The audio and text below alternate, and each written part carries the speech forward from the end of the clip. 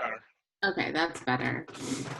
Well, first I want to start by saying that we should definitely keep that 1937 panel, National Historic Center, whatever you have in Danville. um, all right, so the current financial report, this is not my greatest work, and that's only because we're dealing with COVID-19 expenses right now and the Agency of Education and dealing with some of their guidance. So this isn't, there's a lot of variables going on right now, and I'll talk about those a little bit. Right now, we're showing that we're going to end the year with a surplus, so that's good. We're seeing some savings on substitutes right now, and also on some transportation expenses, and I'll get into that. I just want to do a couple overviews. The unknowns right now is definitely in special ed. I'm working with the special ed director, Sabrina, and our contracted services. Because we're not receiving the full contracted services, we may end up seeing credits on those bills because they've continued to bill us. So we're working through that. We're also working through the time studies, and the time studies are what our special education faculty and staff fill out. I think it's 1 week, it's 2 weeks out of the year, but they record every 5 minutes of their time throughout the day to see if it's special ed reimbursable. So we're looking through the time studies right now. We also have to look at the last couple of months of HRA utilization. So we're a little behind on recording those right now. So we're just kind of doling those out into each function. So that'll happen with the last reconciliation of the year. We should be, and Mark can speak to this a little bit, we'll be able to apply for some CARES money after July 1st that will help with some of our expenses that we've incurred during COVID. And those expenses would be, let's see, some of it would be staffing, some of it would be food service, some of it would be transportation, because we have used private vehicles to deliver the meals, among other expenses right now. Lots of photocopying and devices for students and that sort of thing. So now I'm just going to review the revenues. You might be familiar with my report. I have 4 columns. One is the approved budget, one is the anticipated or encumbered amounts. The third column is the actual, and the fourth column is the under or over column. So on pre-K tuition right now, we're above, we didn't budget anything here last year for this current year, so we're over budget by $13,000, so that's good. We're on target for our tuition, our secondary tuition. Everything is on track there. Unfortunately, on our interest line, we are not able to maximize our investment this year, and that's because we have to transfer money between banks from our operating account into our investment account. We just weren't able to maximize that this year because of cash flow issues. Under athletics, we're pretty much on target there for our athletic gate receipts. The ELO fees, we are significantly under budget here. And Dave might want to speak to this, but we had anticipated running the program all year, but because of licensing issues, we only ran the program for about a month or two before COVID happened. So, and we both kind of determined that the $26,000 budget was a little high for what it should have been. Yeah, that's just basically what we expect, in a year of operating the after-school program based on the $5 a day that we charge. So a little high, but also if you think about budgeting a program from 3 weeks into September till the second week in June, not tremendously far off from what we see there, considering that we really only had from like right around the start of January to early March. Thank you. Our state revenues, of course, are on target. That's our ed fund and the tax payments from the town. Driver's ed is on target for our reimbursement for our driver's ed program. As far as the other revenues, Medicaid, we're on track to receive that. EPSDT, we received $4,600. We had a prior year revenue come in of $2,200. And based on the audit, we are still on track to receive or to transfer $180,000 from our reserve fund. Moving down to the next section, this is the regular ed function of our expenses. And overall, we're seeing a savings right now. Salaries were overspent because we settled the CBA within a 2-year CBA within 1 year. So we are overspent on the salary lines. We're still working through the benefits, like I spoke about earlier, the HRA expenditures. So I anticipate that changing by the end of the year. Under special ed, here's an area that will definitely change by the end of the year. We're hoping to receive some credits on those bills and also to true up any other contracted services that we've had at the supervisory union level that's related to Daniel. On athletics, overall, we're seeing an overspending here, and that's due to the fact that the benefits line wasn't budgeted high enough to reflect the full-time position that was offered this current year. The next section is co-curricular. If I could just have you scroll. Okay, there we go.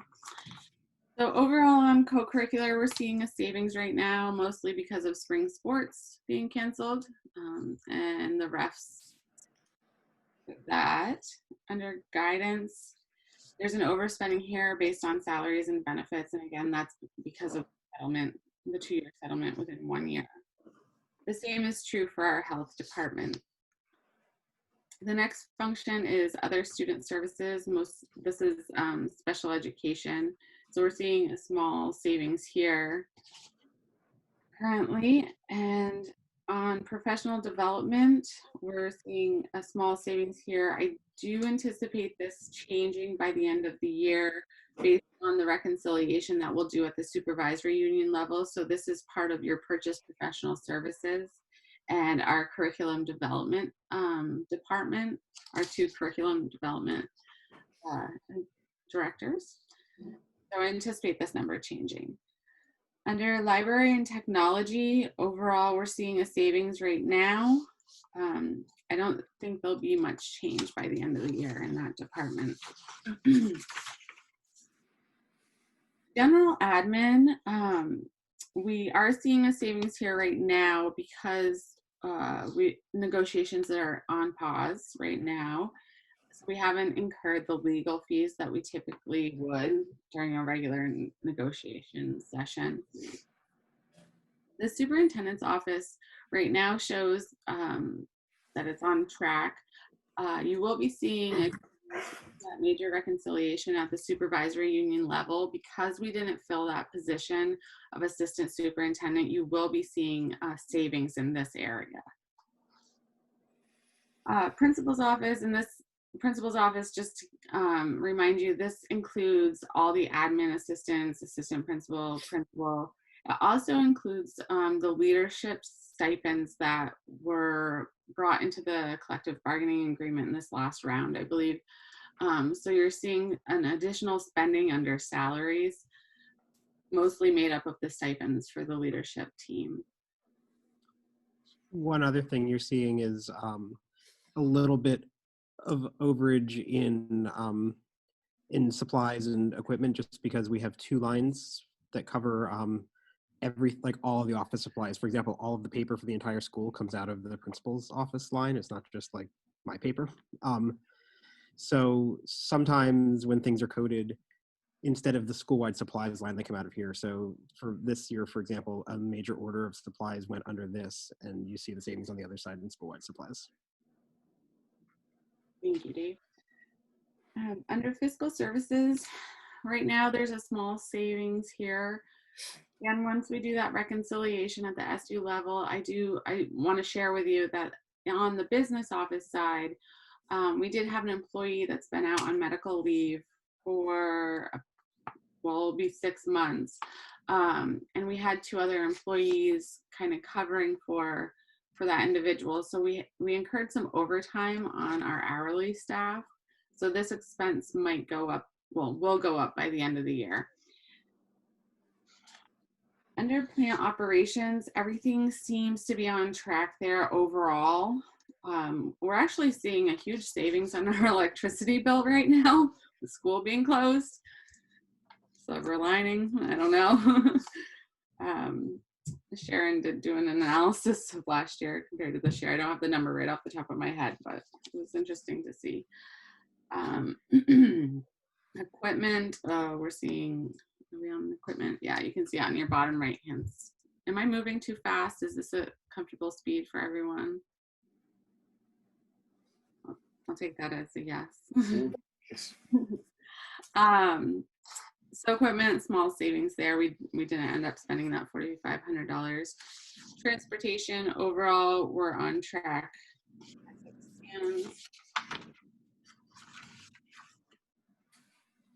Food service, we're still on track to help support that, although there should be money coming in to help offset our food service expenses during this COVID crisis, because we are feeding more families than we typically would.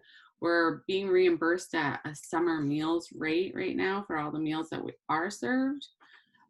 So this number will change too. But again, all of this isn't going to come to light until after we can apply for the money, after July 1st. And then debt service, here we have your separate article that is to transfer $50,000 to the Mission and Vision Fund that was passed last year.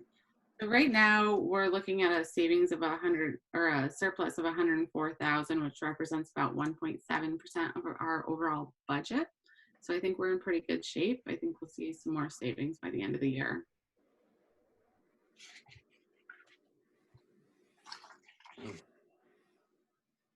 Yes, Clayton? You clarify the meaning of cash flow issues with regard to interest. Sure. So schools get their money. We get 3 payments from the state of Vermont, and then we get from Danville, I believe it's 1 payment in, so sorry, I don't have the date. Whatever your taxes are due, November, October, November, they send us a payment. So we don't get a lot of cash flow. We do try to invest the money from our revenue anticipation note starting right on July 1. But because we have to also send assessment money to the supervisory union, that creates a cash flow issue. So we're paying the supervisory union, but we're not bringing in the revenue that we need to pay our bills. For example, when we have the big payout for something like the collective bargaining agreement settlement, so that was a big cash payout at that point, or our large special ed payments. And we don't get, like I said, we don't get the payments from the state. It's November. I'm gonna get this wrong. Anyway, we get 3 payments from the state. I think it's October, December, and April is when we get the ed fund payments. So just the other months, we have a lot of cash going out and not a lot of cash coming in. It would. You clicked that with something Pat told us a couple of years ago. I remember, and I understand now. Yeah. Okay. Anybody else have any questions for Christina?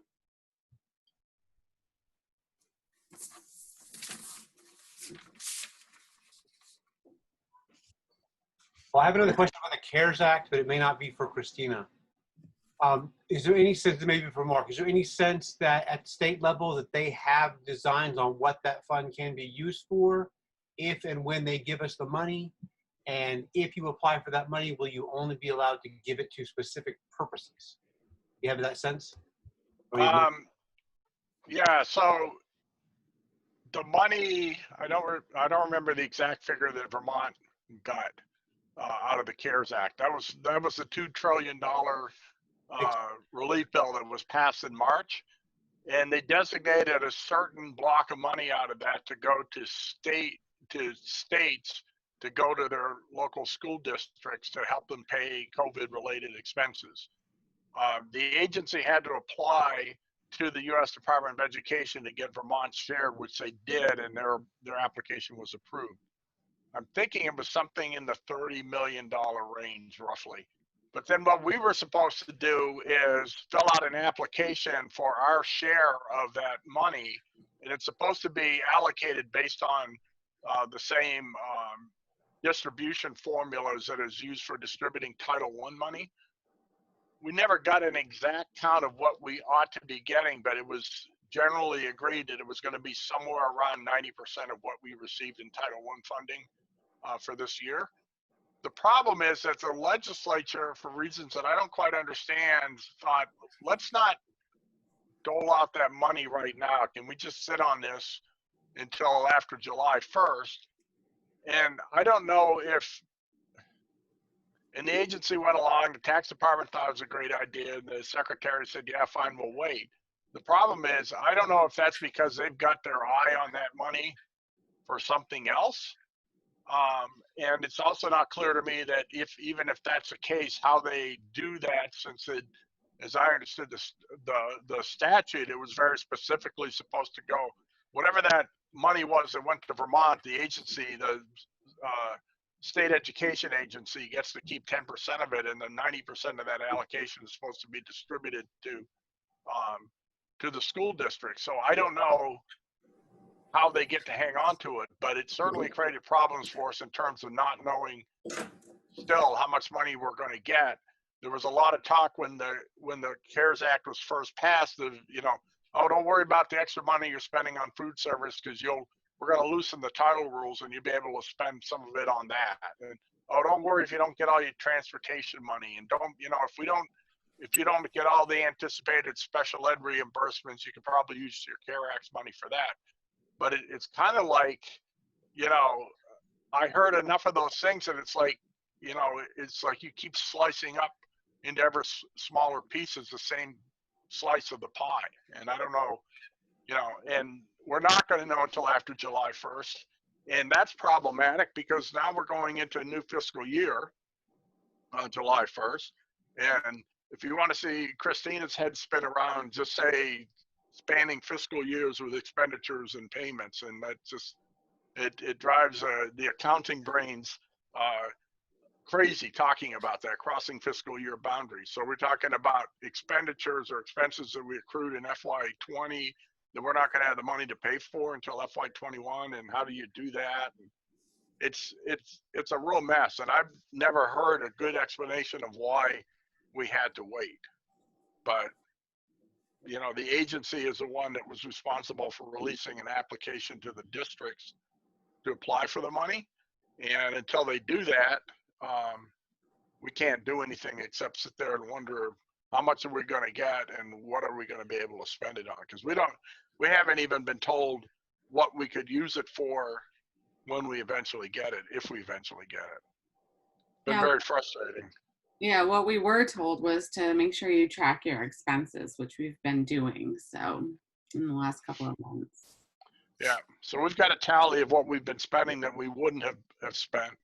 And of course, as Christina pointed out, there are some local savings in the budget from things that we had budgeted and didn't plan on or didn't end up spending. Like we haven't had to hire any subs since March 18th.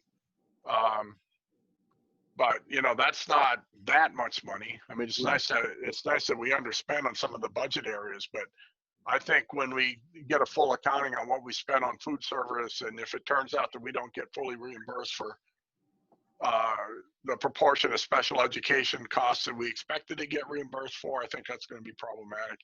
And one other thing I want to say real quickly, and not get too down in the weeds about it, but with our contracted services from Washington County Mental Health, there is a battle being engaged between the superintendents that use Washington County Mental Health, and I'm one of them, and Washington County Mental Health, because they've continued to bill us for the full contract price for services for students but have not been providing the services that are described in this contract because school's not in session and they can't have contact with the students are home.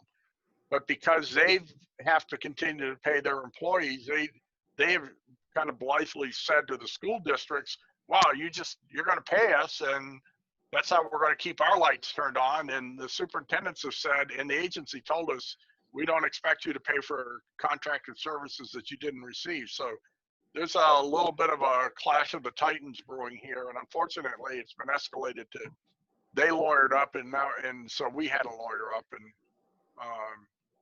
you know, we've sent the 5 or 6 of us superintendents have sent a letter to Washington County Mental Health through our attorney saying, you know, we're not doing this. We're not going to pay you the full contract price, and you're going to have to sit down and figure this out with us. It's not our responsibility to pay you for things that we didn't receive. I've got a longer explanation of the problem that I've written up, and I'm going to release that. It's not quite ready to go, but when that's finished, I'll send it all to all the board members so you can see exactly where the conflict is, how the mental health services are funded in our schools. Is, you know, I've described it as a 3-legged stool, and one of the legs is almost broken now. So